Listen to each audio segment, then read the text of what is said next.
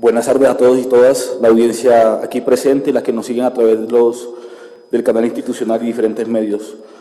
Al honorable senador Iván Cepeda, al honorable representante Alirio, por su fiel compromiso con los sectores populares, los sectores sociales y quienes defendemos los derechos humanos, infinitas gracias.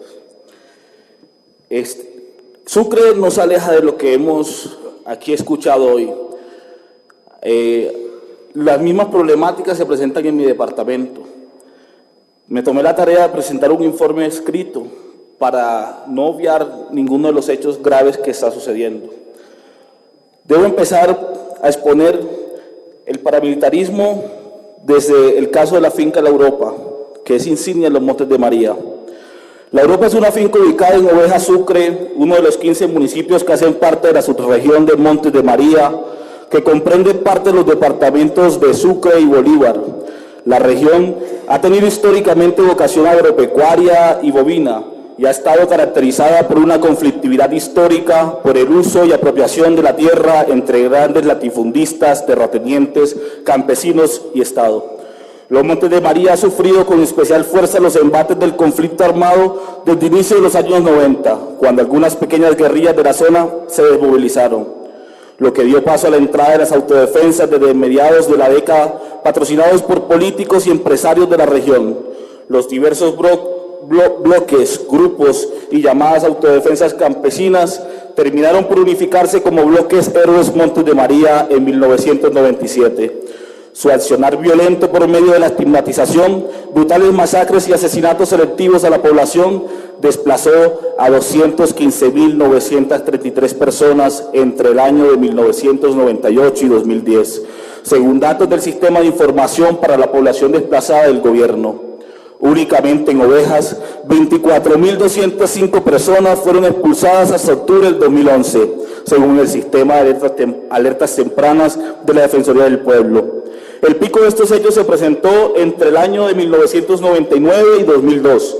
En 2005, con la desmovilización paramilitar, el bloque Héroes Montes de María abandona la zona y desde ese año descienden los desplazamientos. Entre los 2006 y 2007 se intensifica la acción del ejército contra el Frente 37 de la FARC, que se debilita de manera significativa. A partir de este momento, llegan empresas a la región a comprar terrenos a precios significantemente bajos. Como el compañero Iván Cepeda había manifestado, una de esas empresas es Argos, la cual compró 6.600 hectáreas, asegurando que actuó de buena fe y que en ningún momento los campesinos fueron obligados a vender. Sin embargo, el Tribunal de Restitución de Tierras de Cúcuta estableció en una sentencia del pasado 16 de febrero que la cementera no compró de buena fe, exenta de culpa una parcela de un campesino en el Carmen de Bolívar. Dicha empresa Argos, utilizando diferentes figuras para comprar tierras de campesinos desplazados, negó la compensación que exigía. La sentencia llama la atención de que Argos no le importaron las anomalías ni tampoco que hicieran muchas preguntas. Con una simple indagación, dictamina la justicia, Argos pudo haber descubierto que en la gobernación de Bolívar había denuncias en que intermediarios se estaban aprovechando de este labriego. Este fallo sienta precedentes en la restitución de tierras. Uno de ellos es la responsabilidad de los terceros en el conflicto armado, que no se limita a la financiación de los grupos armados ilegales, sino que incluye cómo se aprovecharon del impacto de la violencia para hacer sus negocios. En el caso de la finca La Europa, demuestra la participación de empresarios, como el de Juan Guillermo Vélez Jaramillo, representando a una supuesta empresa llamada Arepas Don Juancho, que compra 11 hectáreas del terreno de la finca La Europa, pero luego hacia 2010 empiezan los problemas con aquellos dueños de tierras que no quisieron vender, e incluso con varios de aquellos que, a pesar de haber vendido, luego hicieron sentir su voz de protesta por lo que consideraron fue un precio demasiado bajo. Según Verdad Abierta, el precio de la hectárea de esa época fue únicamente del 6,8 del valor actual. Vélez Jaramillo intentó poner acción legal contra los campesinos que estaban ocupando la tierra, pero un juez de garantías le dio la razón a los reclamantes. Entre el 2011 y 2012 empezó de nuevo la violencia en la zona, especialmente hacia aquellos campesinos que habían dado la tarea de liderar la lucha por su tierra. Se decía que la presencia de se decía que la presencia de amenazas, ataques a la población y presencia de civiles armados que formaban ejércitos antirrestitución de tierras eran patentes, como señala el informe de riesgo 00912 de la Defensoría del Pueblo. A estos hechos se suman el homicidio de Alex Miguel Enrique Arrieta en el año 2008, la quema de 10 ranchos en el año 2011, el asesinato en marzo del 2011 de Belver Rocha, miembro del Móvice Sucre, el atentado que casi le cuesta la vida al compañero Andrés Narváez, el 12 de junio del 2014, el homicidio, y el 12 de junio el homicidio en el municipio de Palmitos de Hernando Pérez y de Arte River, reclamante de tierras, cuyo homicidio se llevó el 2 de marzo del 2016. El 1 de abril del 2016, el presidente de la Asociación Campesinos y Campesinas de la Finca La Europa, Argemiro Lara, líder defensor de derechos humanos y de restitución de tierras, recibió a su celular amenazas a través de mensajes de texto firmados por las Águilas Negras. Esta amenaza se presentó dentro del paro armado organizado por los grupos paramilitares. 6 días después, el 7 de abril, hombres vestidos de negro se han paseado por diferentes zonas del predio en motocicletas de alto cilindraje, intimidando a la población. Además, en la vereda de Los Números, perteneciente al corregimiento de Salitral, municipio de Ovejas, han sido incinerados varios ranchos. En el mes de julio del pasado año se realizó una reunión con las víctimas del corregimiento. Dicha reunión se realizó en un rancho en el cual habitualmente funciona un billar, y al día siguiente de dicha reunión el billar fue quemado. En hechos recientes se registran otras quemas de al menos 4 ranchos, entre los que se encuentra la vivienda del señor Ricardo Manuel Fernández, registrada el 1 de marzo del presente año. Es importante resaltar que ese campesino es el presidente de la Asociación de Cultivadores Desplazados y Retornados del corregimiento de Salitral. La posición del ejército es negar estos hechos e incluso utilizar un helicóptero del ejército para pasear a los medios de prensa y dar un informe con respecto, desmintiendo la denuncia que la compañera presidenta de la Unión Patriótica, Aida Bella, había interpuesto en la FM y en la W Radio. En otros municipios aledaños también se ha reportado presencia del grupo paramilitar autodenominado como Águilas Negras, al punto que el 28 de enero la Defensoría del Pueblo emitió un informe de riesgo de inminencia referente al municipio del Carmen de Bolívar. También en los Montes de María, donde alerta el peligro inminente del que están los pobladores reclamantes de tierras de la finca El Tamarindo por la presencia y amenazas del citado grupo paramilitar. La relación del paramilitarismo con la clase política y el narcotráfico. Al hablar de presencia paramilitar en el departamento, es imposible obviar su relación con el tráfico de drogas y la dirigencia política de la región. La zona ha sido un corredor estratégico de narcotráfico y su clase política quizás de las más corruptas del país.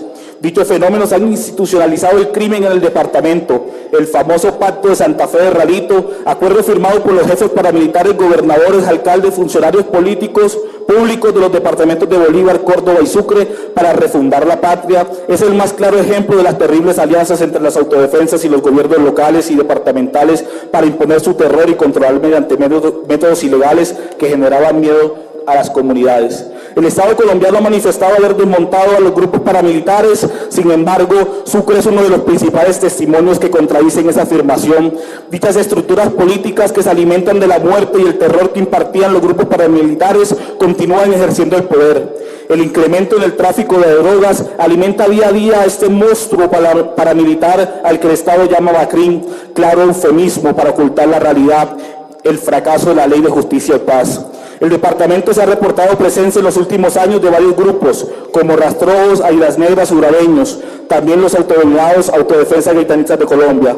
De hecho, Sucre está entre los 5 departamentos donde se produjeron más amenazas contra el movimiento social y popular en el 2015, y el capítulo Sucre, que acompaña el proceso de la finca La Europa, es además el capítulo más amenazado en los últimos años. Es importante recordar que en el departamento de Sucre las campañas políticas han sido el reflejo de la fuerza de estos grupos narcoparamilitares, pues financian campañas políticas que tienen unos gastos millonarios que luego son invertidos en la compra de votos. Dicha estructura paramilitar ilegítima se mantiene vigente. Muchos de estos dirigentes políticos tienen cuentas en paraísos fiscales, según las últimas informaciones provenientes del caso de los llamados papeles de Panamá. Hasta el momento se han conocido los nombres de Jesús Antonio Paternina, exalcalde de Sincelejo, y su hijo Pedro Paternina Wulfo, quien llegó a la Asamblea Departamental con el aval de Opción Ciudadana, antiguo PIN, uno de los partidos que más senadores y representantes sumó a la lista del escándalo de la parapolítica. Paternina Wulfo, se dice, es cercano a Yair Acuña, señalado en nexos directos con paramilitares y parapolíticos, entre ellos Jorge 40, Diego Vecino, Nilce López, La Gata, Álvaro El Gordo García y el senador Salvador Arana, es gobernador del departamento. Los dos últimos cumplen una condena de 40 años por dichos motivos. Históricamente el Golfo de Morrosquillo ha sido un punto estratégico para narcotraficantes por su acceso al mar. En el último año se han incautado toneladas de drogas e incluso fue derribada una avioneta proveniente de México, un país con estrechos vínculos con el narcotráfico. El cartel de Sinaloa y el clan Úsuga o los paramilitares trabajan de manera conjunta en el tráfico de drogas y de armas, información que puede ser constatada en los diferentes medios de prensa. El narcotráfico y sus corredores estratégicos están estrechamente ligados a las agresiones y amenazas contra los reclamantes de tierras, población desplazadas, como se señaló al inicio, paulatinamente han empezado a emprender retornos amparados en la ley de restitución.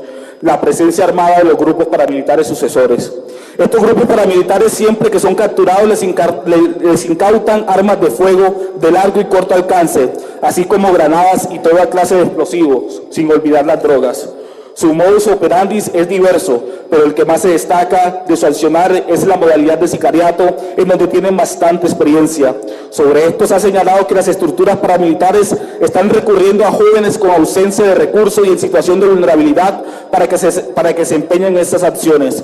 Además, los patrones de actuación de estos grupos, según la propia Defensoría del Pueblo contra la población civil, ligados al control del territorio y al tráfico de drogas, se han mantenido. Las amenazas, las extorsiones, el desplazamiento forzado y el reclutamiento, el control del microtráfico y las rutas internacionales del narcotráfico. La relación entre la presencia de este grupo paramilitar y el control territorial y el tráfico de drogas, las amenazas y agresiones contra quienes ejercen la labor de defensa de los derechos humanos, se refleja en la Declaración de la Defensoría del Pueblo 025 del 2015. Se observa una alta probabilidad de riesgo sobre los sujetos sociales, políticos y económicos, especialmente los líderes y lideresas que reivindican los derechos de las víctimas, representantes de las víctimas en la mesa de participación municipal y defensoras de los derechos humanos e integrantes del MOVICE. Para finalizar, son los paramilitares y es indispensable dejar de utilizar los eufemismos y llamar las cosas por sus nombres. No son BACRIM, son paramilitares. Gracias.